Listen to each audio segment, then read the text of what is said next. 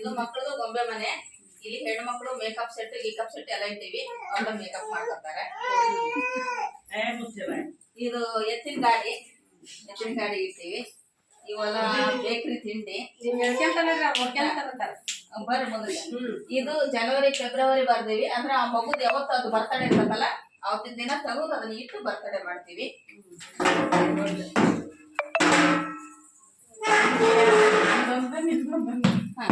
Next ಇದು ಬಟ್ಟೆ ಅಂಗಡಿ. ಬಟ್ಟೆಗಳು ಇದನ್ನೆಲ್ಲ ಕೈಯಾಗ ಹೊಲ್ದಿದ್ದೀನಿ. ಇದು ಬಟ್ಟೆ ಅಂಗಡಿ. ಇವೆಲ್ಲ ಇದು ಕಿರಾಣಿ ಅಂಗಡಿ.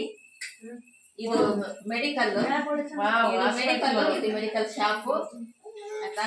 ಇವೆಲ್ಲ ಅಡುಗೆ ಸಾಮಾನು ಮಕ್ಕಳಿಗೆ ಅಡುಗೆ ಸಾಮಾನುಗಳೆಲ್ಲ ಬಟ್ಟೆ ಮಾಡಿದೀವಿ. ಅವೆಲ್ಲ ಹೂವು ಮರ ಎಲ್ಲ ಕೈಯಿಂದನೇ ಬಿಡಿಸಿದೀವಿ. ಚೆನ್ನಾಗಿ ಮಾಡಿದ್ದೀವಿ.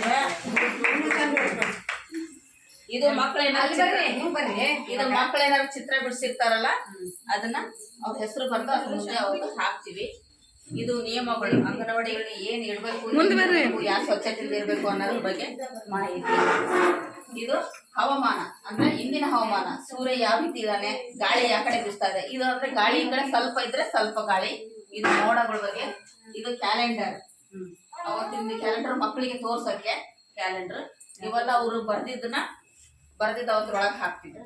ಅವ್ರು ಏನಾರು ಅಕ್ಷರ ಬರ್ಸಿರ್ತಾರೆ, ಚಿತ್ರ ಬಿಡಿಸಿರ್ತಾರೆ, ಅದ್ರೊಳಗೆ ಹಾಕಿ ಅವ್ರು